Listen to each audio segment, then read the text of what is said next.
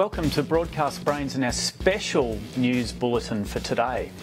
We're back today with some more information on Panasonic's new EVA1. And we're really excited to talk a little bit more about this camera. And with me today, I'd like to introduce Rob from Panasonic. Thank you, James. Good to be back here. It feels like we were only here just 5 minutes ago, but in a different surround. Well, we have some more new fun things to share today. We do. So last night it was released with the new extra information on the EVA1 and some other information on pricing. Yep. But we have some other things to show here today. And what have we got here, Rob? Okay, so we have a working EVA1. Made a bit of a dash out to the airport this morning at 6 o'clock in the morning to pick up my new baby.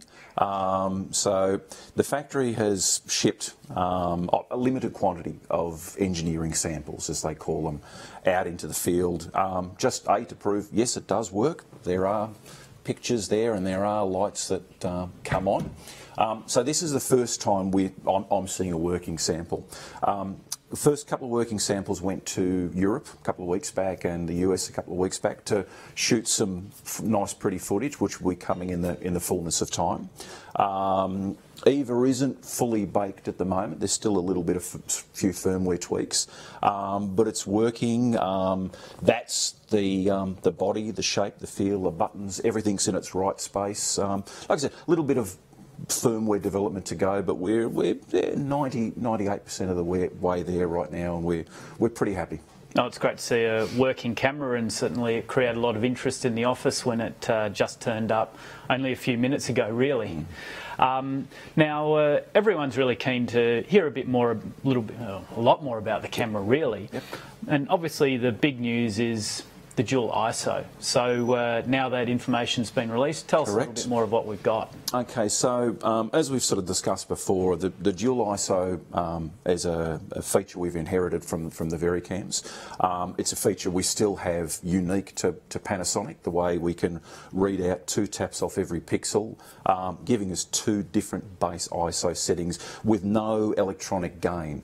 So in terms of the difference between the 2 ISO settings in the VeriCam and now the new EVA1, there's virtually no noise difference between those 2 ISO settings. So on the EVA1, we were very, very proud to announce we've got the same base as the VeriCam at 800, but the upper end of the ISO is at 2500. So we're not quite at the 5000 we are at with the VeriCams, but 2.5 still gives us over a stop and a half extra. So 2.5 times more light essentially. It's still very, very usable and a huge plus if you're shooting indoors, if you're shooting outside, under the moon and things like that. Yep. Having that extra stop and a half is still a huge plus. Oh, absolutely. And what you see here with this camera that we've got here right now, it's a native EF mount, which gives us huge flexibility with the lenses in the market. And just to prove that, we've got one of the Canon 18-80 cinema zoom lenses mounted on the camera, and we can confirm that it does work. So from that point of view, while we're talking about an early prototype, it's definitely a working camera, which is great. And from there we can see we have ND filters as well. It's all present and accounted for. Correct. So we've covered on with the ISO range that we have with it in its native modes, if you like, which is pretty impressive. The other thing that everyone's asking about is codecs. What's this thing going to do? Okay. Initially, when we ship, we won't have all the full range of codecs unlocked. There'll be a series of firmware updates over the sort of coming months, and we'll unlock more and more. Initially, when the EVA1 ships, sort of a little later on this year, sort of around November timing, we're looking at the moment. It will ship. You will be able to shoot 10-bit 422 images, but they'll top out at 30p. Then we'll have an update to unlock 60p, and then we'll look at 120 and the 240 frames for the high speed. So just how we release those new features, we're still determining, but the aim is obviously to get them out as soon as possible, just to give you full functionality fairly promptly. Yep. Okay. Well, from what we can see here, the other thing that was quite nice of the camera, we've got an SDI output as well as HDMI, and one of the things we see with the camera, we've got a 6G SDI, and certainly we have these questions from time to time. What's 3G, 6G, 12G? And pretty much this means that the SDI out of the camera, we get 4K video out at up to 30 frames a second. Yep, correct. But we have more than that. We have the HDMI as well. Yep, so the HDMI will give us 4K 10-bit 60p. So the HDMI is a little bit more flexible in terms of an output over the SDI output, which tops out at 30p. But yeah, having the HDMI 10-bit 422 60p is a real bonus for us.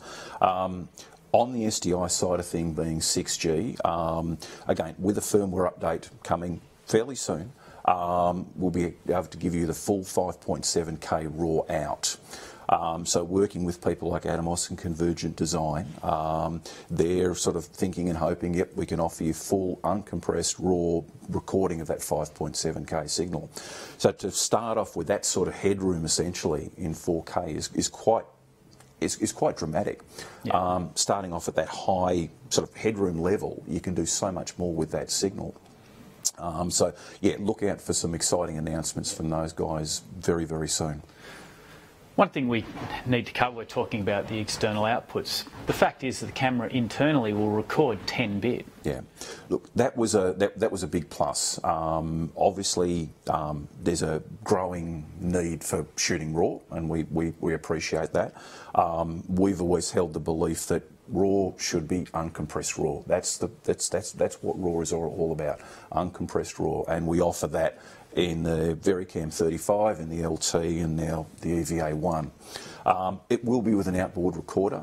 We don't have internal raw, but as I said, with a low-cost recorder from Atomos or Convergent Design, you've got that full 5.7K uncompressed raw. In terms of internal codecs, yeah, as we've mentioned, 10-bit 422, up to 30p internally. That's a really, really high-end signal. So that'll be an AVC intra codec. It'll be 400 megabit in an MOV wrapper. So you're starting off a pretty high base. And the 264 base of the AVC intra codec is still a relatively new codec, so it's very, very efficient coding compared to some of the older codecs, and it holds up incredibly well. So there really still is a place for a compressed signal, but if you want to go uncompressed, go the whole hog, go 5.7K uncompressed raw, and you've got the best of both worlds without any compromises. Yep. Well, I think the market's fairly accepting of AVC intra as a codec, yeah. And it's been used a lot in HD, and certainly with the firmware update that we can use AVC intra in HD. But what I find really quite interesting with this camera is that we're talking about AVC intra, also with the existing long G codecs that have coming out, which will also look fantastic. And being very efficient data rate wise. What I find really interesting is this camera will even do AVC HD, so it's quite amazing to have a camera to go from AVC HD to uncompressed RAW. Yeah, I mean, look, especially in Australia where we've got such a mixed bag of requirements when it comes to pictures and codecs and quality levels. We're going to be in this hybrid world where we need to be able to offer uncompressed RAW from an inexpensive option. Camera option, but then there's a lot of people who don't always want to be shooting at that sort of level, so to give them that scalability in the codecs, and that's one of the things we've always offered from the DVC Pro days and the AVC Intra codecs with the P2 format, is this incredible scalability within that codec. So yeah, we want to let the users choose what they want rather than dictating, no, you can only do this and that. We're trying to give you as much as possible, in the package. Which is great. Looking at the body, a lot of the people are obviously very, very keen to go and see where this camera sits. A few things that I've noted with the camera, it's quite attractive. Certainly looking at the camera here, audio-wise, we've got the audio all on board and really compact body. Yep. Out the back here, if you want to have a look here, we've got our SDI output, but the other really cool thing here is we've got time code as well, so we've got external time code in, so or out, depending Yeah, correct. Yeah, so one B and C connector gives you time code in and out, and that's switchable, obviously, between in and out. Yep. Yeah, which is fantastic. A lot of cameras at this price point don't actually have that. Yeah. So you've got your external DC in, which is 12 volts, not a 7.2. So it's I think about between 10.3 and 13.5 volts. So you've got a bit of a range there. But yeah, 12 volts is an obvious thing to put on a pro camera. Yep. But everything there, all the major things you need are all in the one place, which is great. Looking here, your detachable hand grip, and you've got your connection underneath here for the remote, which is great. And the other thing that I don't know if we can really see that there, is, whether you can see the display, but there we go. There. You go. It's probably hard. Too much to go through, but now from what we can get with that, we're very quickly, from what I've seen, it's quite a nice high-res LCD. Yeah, no, it is, and the sort of characters are out of the active picture area as well. Also, what you're seeing there is that the little yellow lines. You might not be able to pick that up, but it's a sort of level indicator, and it's quite a clever little system that'll tell you how far out of alignment you actually are. But no, we've been quite pleased. I mean, we haven't had. It's a bit of a dreary old Melbourne day, and we haven't had any sunshine to look at the LCD outside as yet. But what we've seen from the LCD outside, yeah, it does hold up well. The little hood works well. The other feature about it too is the fact that it sort of collapses down like that, and that whole thing snaps off. But that means when you sort of go into bag mode and throw it in your bag, that sort of tucks away quite neatly, and having that to protect the screen and pop out like that is quite a big thing.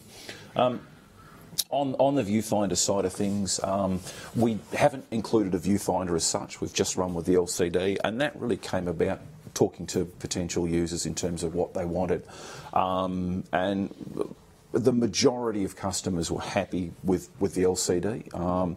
We are working with the third-party viewfinder manufacturers to come up with various options for viewfinders, and you've got the viewfinder out plus SDI plus HDMI, and like with the VeriCams, we can route different things, different focus assist tools, different viewfinder markings and different colour, area size markings to those three different outputs. So we've got a lot of flexibility with those three outputs. So in terms of running a proper viewfinder on the thing from either the HDMI, the SDI, or potentially even the viewfinder connector. A lot of flexibility there. Oh, it's a nice piece of kit, and what I really find quite amazing with the camera is that going through all the feature sets and everything, there's not much it doesn't have. No, there really isn't, and there's a couple of features in there that aren't working, which will be enabled, but yeah, it's hard pushed to know what more we could have packed into the camera itself. One quite exciting thing which I learnt this morning when I first turned it on, and this is again something we've inherited from the VeriCam, is we have a home page on the. Do that. It's the same sort of design as our home page from our VeriCams, and it's an easy base to go to, like that. Yeah, it's a good shot. Yeah, just an easy base to go back to as your starting point, and you have there your sort of 6 most commonly accessed functions, and again you can re-engineer, rejig how that comes up, and that's something quite exciting, because you don't always want to be rooting around in menus to find a lot of those things. So having that at that homepage position, I was quite excited, because I didn't know that was going to be there. So there's probably more exciting things I'll uncover over the weekend when I have a good play with it. Go and have a fun weekend shooting the camera. Absolutely. Well, certainly the other thing that everyone's asking about is the price. Look, we've tried to keep this, as we said in the early days, sort of we needed something affordable between a GH5 and a VeriCam LT. Price-wise, Australian, this is going to come in under $11,000 including GST, and sure, Videocraft will be able to do you a good package and a good deal. But yeah, we've tried to keep it affordable. One of the things that we are investigating and would like to do for its release in the coming months is to bundle it with a third-party recorder. So for the people who do want RAW, we've got an option to do that. And with the pricing of the Odyssey and the pricing of the Inferno and things like that, they're fairly keen pricing. So I'm confident that we'll be able to come up with a good, well-priced bundle for the customers who want RAW as well as the internal codecs. So you've got the best of the best in terms of codecs, inexpensive media with the SD cards and the V90 cards that record up to the 400 megabits a second we need for here for the intra codecs are already on the shelves. So inexpensive media, and for the people who want RAW, we bundle it with a RAW recorder. So that's the idea at the moment. So if there's enough desire for something like that, I'd love to offer the package up as a RAW plus codec option package. Well, fantastic, Rob. I think we're really excited at Videocraft about seeing this camera and having a bit of a play with it. And on our website, we have the EVA1 available on the website now. So if you want to go and check it out, certainly go onto our website, www.videocraft.com.au, and go and look at some of the deals that we've got available now. And for now, wrapping up, thanks so much for coming on, Rob. Pleasure. Thank you. Very exciting day. Yep. We can go back to tinkering in 30 seconds. Absolutely. We're really excited by this. And like I said, it's just going to get better and better. We'll have pictures to show you very, very soon as well. So, and thank you for your support. Thank you. All right. Cheers, guys. See you later.